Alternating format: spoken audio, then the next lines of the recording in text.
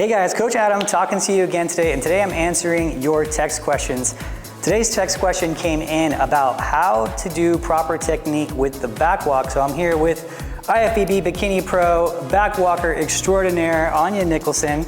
Actually, she is actually one of the better back walkers that I know, to give you some tips on what we're looking for in the back walk, how she does it, and how she's done so well on the pro level with it. So what are your main takes from the back walk on giving people some advice on it?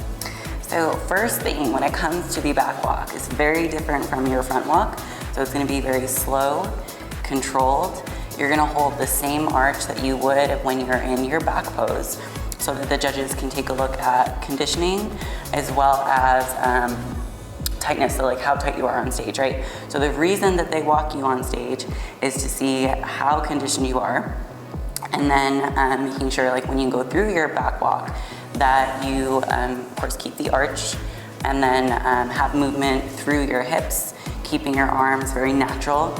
Yeah, that's about it. I think the main thing is what the judges are looking for when it comes to that back walk is, you know, how much shake that you have when you're doing the back walk. So if you're taking really strong, powerful steps when you're doing the back walk and you're feeling a lot of impact, you're gonna get a shake no matter how tight your glutes are, you're gonna get that shake.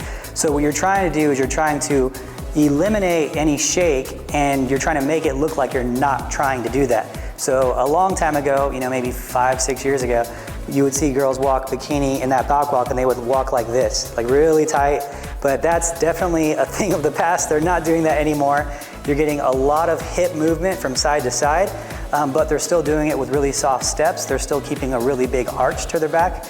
There's this saying that they use in bikini. It goes, if you have to pop it, that means you dropped it. So if you ever feel yourself having to arch your back, that means you dropped it. So that's a no-no. So if you ever feel that, no, oh dang it, I dropped it. So we'll go here and give an example, Anya, of how you do your back walk. And you'll see really good hip movement from side to side. It does take a lot of practice, and maybe you can explain your technique on how you're doing it. So I like to think of like when you go into your walk, right? So you have your actual back pose. You want to keep yourself within that box. So first, we'll start from upper body and move downward.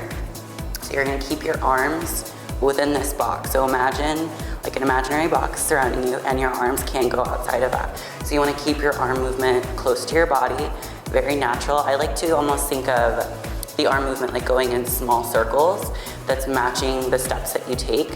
And then the walk itself, instead of, and this is where a lot of girls go wrong with the walk, right? So they'll try and cross their heels over, and that causes them to either drop their glutes, or it causes them to flatten out a little bit. So you want to keep your heels, so think of walking like a tightrope walk, right?